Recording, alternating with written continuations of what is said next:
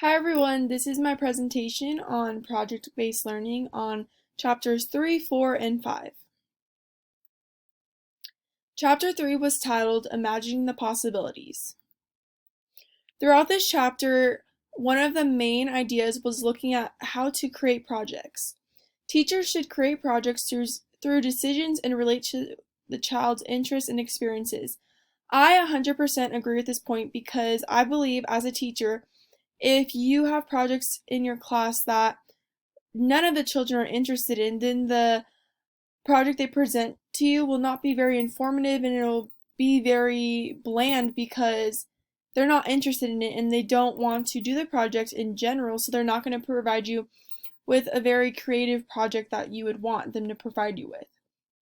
Teachers should think about the question, what are you trying to achieve? When creating projects, you want to have a goal that you want to achieve. Like, do you want your students to learn about a certain topic? Do you want them to grasp a certain idea and relate it to another project in the future? The teacher should always have an idea that they are trying, or a goal they are trying to achieve in order for them to create a project that will be very effective for the children's learning experience. The big idea focuses on looking at standards, teaching guides, etc. The big idea really helps when creating projects because you know which standards you're trying to implement or any teaching guides or anything like that. One really important point is brainstorming with colleagues.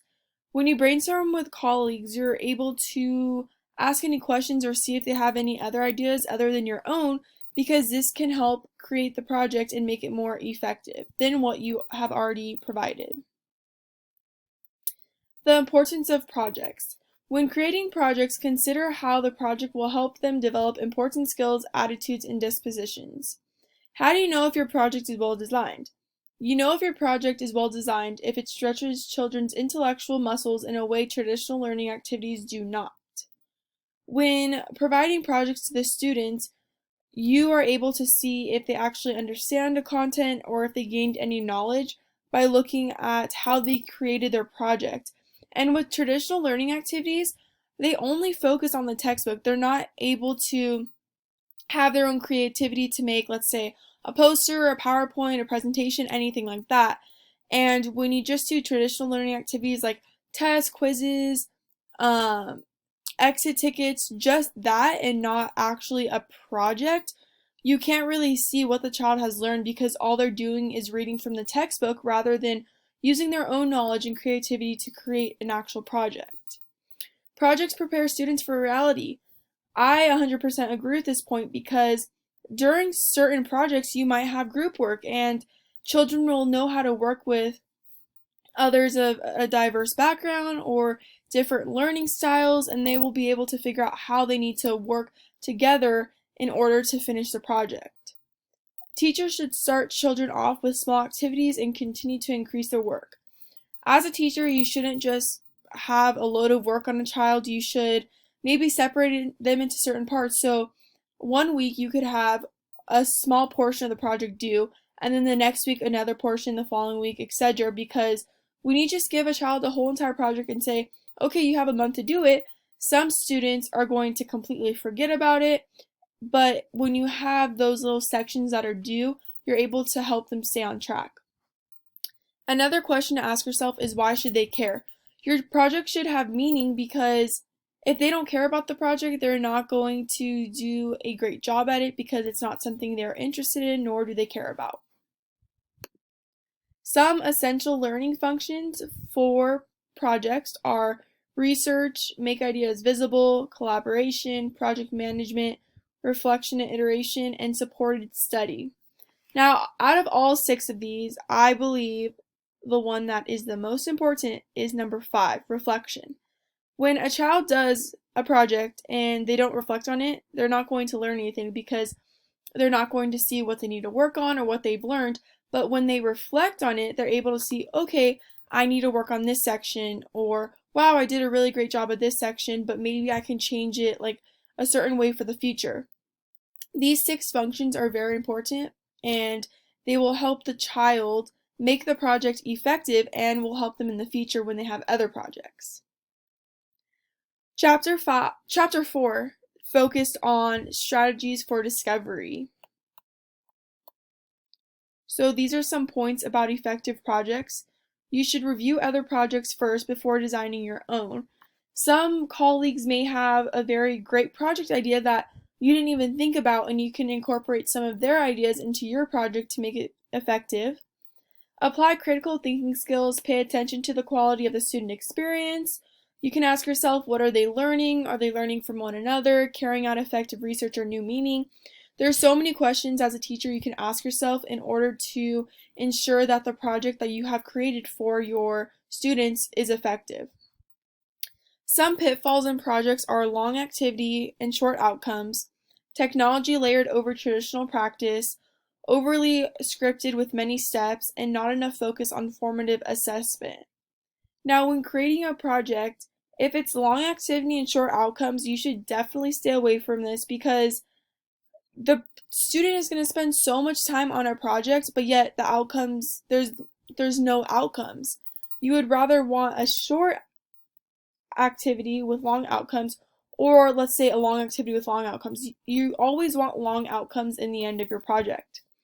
One point I agree with, but then I disagree with, is technology layered over traditional practice. Now, I think you need to have technology and traditional practice. They both need to be maybe equal amounts because technology you can definitely use for videos, PowerPoints, anything like that, but traditional practice you always need because there's books out there or worksheets, journals, anything like that in order to help you with your project. The next section is improving the quality. Now, some points to improve the quality of the project are compare and contrast. And over here, this is a compare and contrast diagram that children can look at, or teachers as well. Predict, understand causal relationships, and understand how parts relate. And one point that I really enjoyed in the textbook was by McGrath, and she stated, to really engage learners, you have to set up a situation in which they want to ask questions. Now, I believe that when a child asks a question in the classroom, you know that they actually care about the project or whatever you're going over in the class.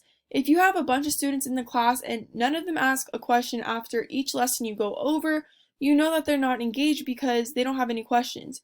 When children ask questions, they're actually engaged and they want to know more information about that topic or more information on what they need to do in a project. This is a very important point. Have children's curiosity and interest drive the learning experience.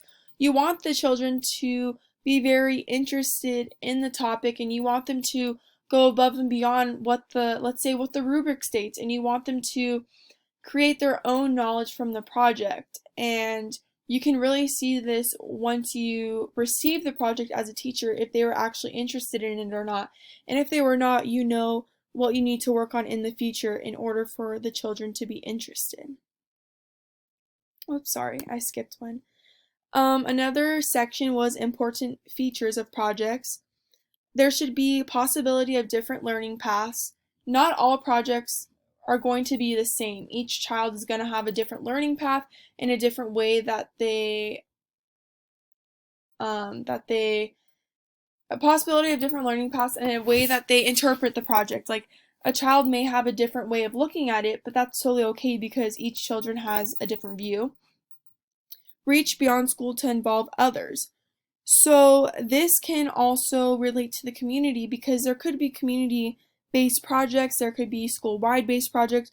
The projects are honestly unlimited. There's so many different things you can incorporate in projects. Students can learn from one another. Now this picture shows 3 students working on, it looks like it's a bridge and they're making popsicle sticks, and they can learn from one another because maybe the boy thinks, oh, we can move this popsicle stick over here to create the bridge, and maybe one of the girls didn't think of that idea, so they can learn from one another when they're working on projects. Students can construct their own meeting and have students learn by doing. Students are not going to learn if all they do is focus on a textbook and don't do any projects outside of that textbook. And one project leads to another. When you have, let's say, a project about a historian or something like that, the child can create an essay or create a PowerPoint about them, and in the future they can develop more knowledge about the historian they picked, and that can be another project that they do in the future. One project will lead to another, and you can change around the projects a little or keep them the same, but it will lead to another, so that's a great thing for the teacher. The last chapter, chapter 5, was assessing projects. So there are different approaches to assessing projects. Steps for children include questioning, investigating, making sense of what they discover, asking more questions, and doing some more research.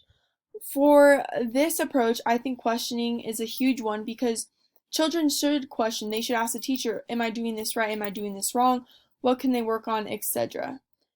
Teachers assessing along the way is super important. They can adjust projects, guide effort, observe, discuss.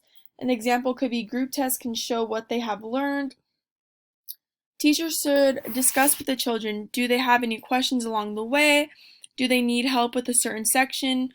Are they doing things right? Teachers should always be there, and the child should feel very comfortable going up to the teacher and asking those questions. Formative assessments is another approach. The teacher can give out quizzes, have discussions, reflection questions, just to ensure that the student is on track. And they should set milestones, checking in with the child weekly, or some won't know what to do. When the teacher checks in with the child, the teacher can get an idea of where the child is headed and if they do need help in a certain area, or if they are going good with the project and they don't need any help. Rubrics are a certain important tool that the teacher can use, and there should be 3 big categories in the rubric. There can be knowledge, skills, processes, but content knowledge should be weighed more heavily. Teachers should introduce children to the rubrics and go over them. When a teacher just hands a child a rubric, the child is going to have no clue what they're supposed to be looking at. But when the teacher actually goes over the rubric and discusses, okay, this section is about this and it's weighed this amount of points, the children will actually understand what they need to do, and it will make their project better than what it would be if they didn't have a rubric. It tracks learning goals for students and teachers. The child can look at the rubric once they're doing the project and tell themselves, okay, I've done this section already, let me move on to the next section and make sure I incorporate this into my project. And another question is, how can students go beyond the rubric? Students may look at the rubric and say, okay, I've done these categories, but I kind of want to add another category just for myself and go beyond what it is asking me to do. And this all relates back to the child's creativity and how they want to make their project more creative than what the rubric states that they need to do. The last topic is assessment, options, and tools. So there are 4 that I'll be talking about. Brainstorming. This can be either individually and then with a group. And as you can see in this picture, there's brainstorming going on with children and the teacher. Exit slips. You can have children report their learning, and some technology tools can be on Google Forms or Padlet. And exit slips are perfect because it allows a child to let the teacher know like how their project is going, if they need help, if they don't need help, and the teacher can look these over and provide the children with help if they do need help. The third one is interest inventory, and students' interests and concerns can be looked at through Google Forms or poll. The children may have questions or interests that maybe they don't want to talk to the teacher in person about, so they can submit their interests and concerns, and then the teacher can look this over and provide them with any feedback. And the last one is project logs. This one I believe is the most important because when a child has a project log, they can incorporate the due date, the task status, and who is responsible if it is a group project. And with project logs, the students can write down the due date of each task, and once they're done with it, they can highlight it and know, okay, I finished this task, let me move on to the next one. And this really allows them to stay on top of everything because they'll be able to see what they still need to do. And this is my reference page, and this is the end of my presentation. Thank you for watching.